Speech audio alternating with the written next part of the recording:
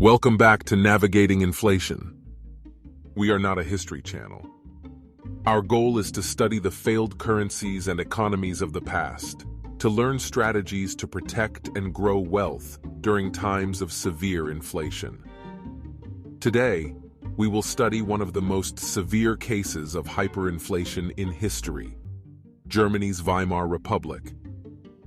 This period of economic turmoil offers crucial lessons for understanding the causes, consequences, and potential warning signs of hyperinflation.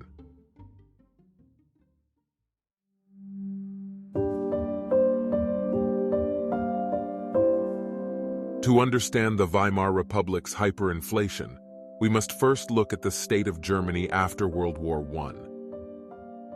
The Germans had abandoned the gold backing of their currency, the mark, at the start of the war to finance military spending, leading to moderate but controlled inflation. During the war, from 1914 to 1918, prices had roughly doubled. As the conflict concluded, bourgeois Germans began a hopeful attempt to reclaim their former quality of life.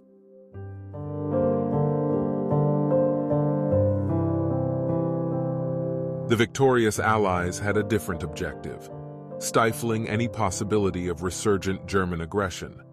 The Treaty of Versailles, signed in 1919, placed heavy financial burdens on Germany. The treaty demanded that Germany accept full responsibility for the war and imposed severe war reparations payments to the Allied powers. The full amount demanded by the Allied powers was 50 billion gold marks, or a staggering 576 million troy ounces of gold. Germany's economy, already devastated by the war, was crippled further by the burden of these reparations. The country's infrastructure was damaged, its industrial capacity reduced, and the workforce demoralized. High unemployment and widespread poverty became the norm, leading to a climate of social unrest and political instability. The Weimar Republic was born in the midst of this tempest in 1919, replacing the imperial government that had ruled Germany before the war. The new democratic government inherited a nation in crisis and was immediately confronted with the daunting task of rebuilding a shattered economy. In this environment, the Weimar Republic faced a dilemma: how to meet the demands of the Treaty of Versailles while also reviving the domestic economy. Trying to balance these opposing forces, the government initially attempted to raise taxes, but the economic conditions made it difficult for people to pay. With the public struggling to meet their financial obligations, the German government was left with limited options to address the crisis. The Allies demanded that the payments be made in hard currencies, not the German paper mark, which had been created when the Germans left the gold standard at the start of World War I. To meet this requirement, the Weimar Republic was forced to purchase foreign currencies with large amounts of freshly printed paper marks. The currency purchases were conducted with no regard for price, and as the exchange rate between the paper mark and gold or foreign currencies climbed, more and more paper marks were printed. The value of the mark began to decline.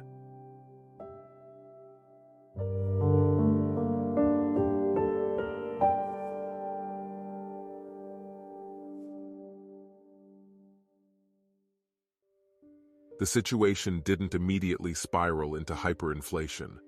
In 1921, the Allied powers agreed to ease some of the reparations demands, temporarily stabilizing the German economy.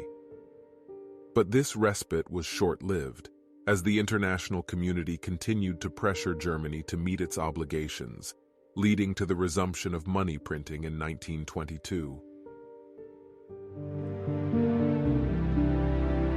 By late 1922, Germany's inflation had accelerated dramatically. It became impossible for Germany to purchase gold or foreign currencies with the worthless paper mark, resulting in delinquency on payments in late 1922.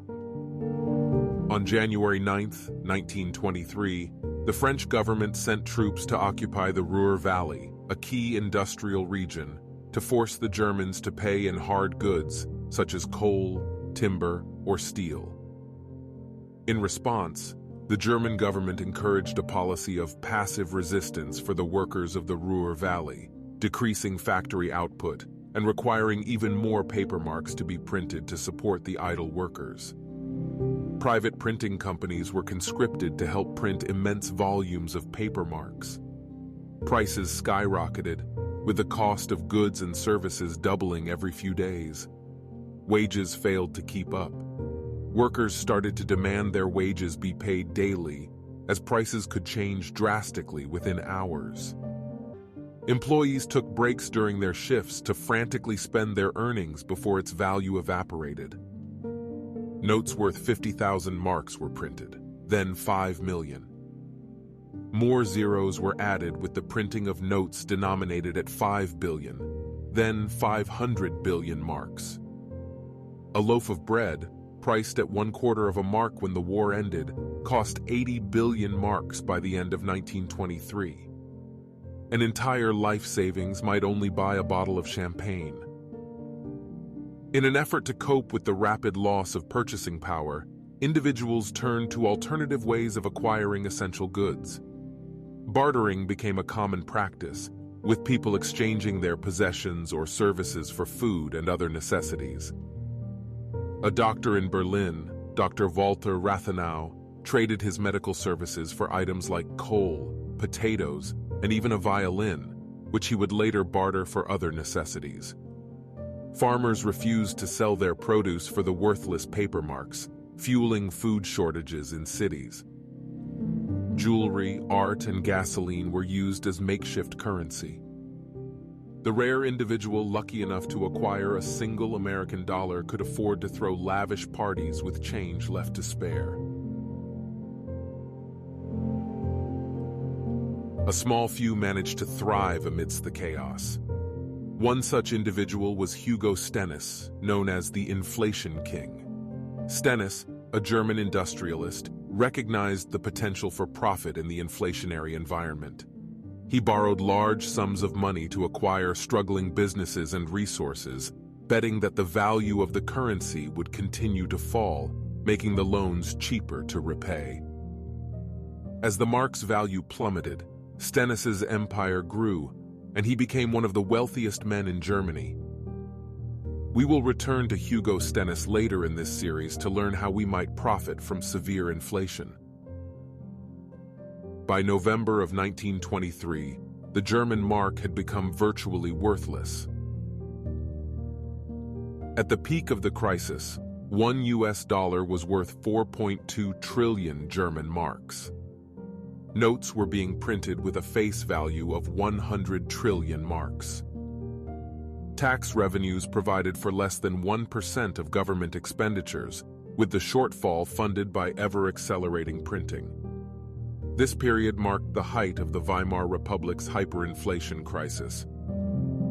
Desperate to restore stability to their economy, the Weimar Republic introduced a new currency, the Rentenmark, which was backed by land and industrial assets. This new currency was accepted by the German people, and it helped to restore confidence in the nation's monetary system. With the introduction of the Rentenmark, inflation began to subside, and the economy slowly started to recover.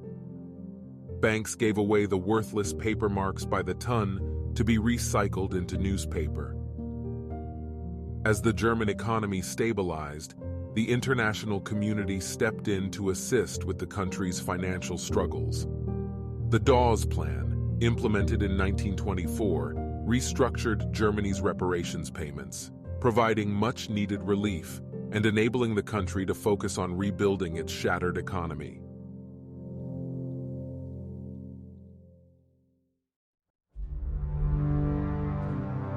The Weimar Republic's hyperinflation left lasting scars on German society and politics. The crisis wiped out the savings of countless families, leading to widespread suffering and disillusionment with the government. Many middle-class Germans felt betrayed by the Weimar Republic and sought an alternative. This discontent was the seed of an extremist political movement, a movement that would birth Adolf Hitler and the Nazi Party. Hitler exploited the widespread resentment and anger felt by the German population, using the hyperinflation crisis as a rallying point for nationalistic and anti-Semitic rhetoric. As economic conditions worsened, support for the Nazi Party grew, culminating in Hitler's appointment as Chancellor in 1933, a mere 10 years after the peak of the hyperinflation crisis. In the eyes of many historians, the harsh reparations payments can be directly linked to the rise of Hitler and the horrors of World War II.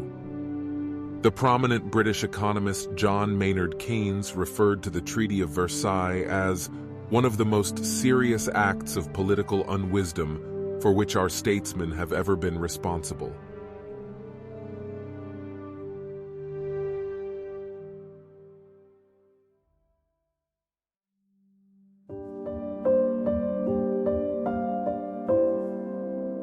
Of course, our goal is not merely to observe history. The Weimar Republic's hyperinflation offers lessons for understanding the arc of an inflationary crisis and provides a roadmap for navigation. Let's look at a few notable factors that are relevant to our purpose. A fundamental feature of inflation is the redistribution of wealth. Those who had managed to invest in tangible assets, such as land, art, or foreign currencies, saw their wealth preserved or even increased. A few, such as Hugo Stennis, became spectacularly wealthy even as inflation raged. In contrast, those who held their savings in marks, particularly the middle class, saw their purchasing power vanish, leading to financial ruin for many. As we see inflation looming on the horizon, we should be wary of holding currency, or bonds denominated in that currency. Instead, these should be exchanged for hard assets, such as land or precious metals. Stocks can also grow with inflation, though there are nuances to this that we will discuss in future episodes. Taking on a strategic amount of debt, while potentially risky, can also pay rewards. If used to purchase safe assets, debt can later be repaid with devalued currency for a fraction of its original real value. However, there is a warning in the story of the Weimar Republic. Once the economy stabilized around the new Rentenmark in 1924, some debts were legally reinstated in the new currency. This was yet another blow to many middle-class Germans who were left with their original debt but none of their savings. This shows the importance of repaying debts early in the inflationary cycle, when currency has been somewhat devalued, but before governments intervene to protect lenders. So, how can we identify hyperinflation in its nascent stages? The initial phase of the Weimar hyperinflation was marked by a creeping inflation rate of just a few percent, akin to the single-digit inflation seen in the United States, following the 2020 pandemic stimulus. In both instances, the full impact of inflation lagged behind the expansion of the money supply. To anticipate inflation, watch the money printers, not the price of goods. Prices rise slowly at first. Soon, however, the rising tide of price increases begins to dawn on the population. Witnessing their money evaporate before their eyes, individuals scramble to spend it on tangible assets before its worth declines to zero. With this sudden surge of spending, money which had been slowly accumulating floods into the economy all at once, much like a dam bursting above a valley town. This phenomenon is referred to as high velocity of money and can magnify the effects of excess printing.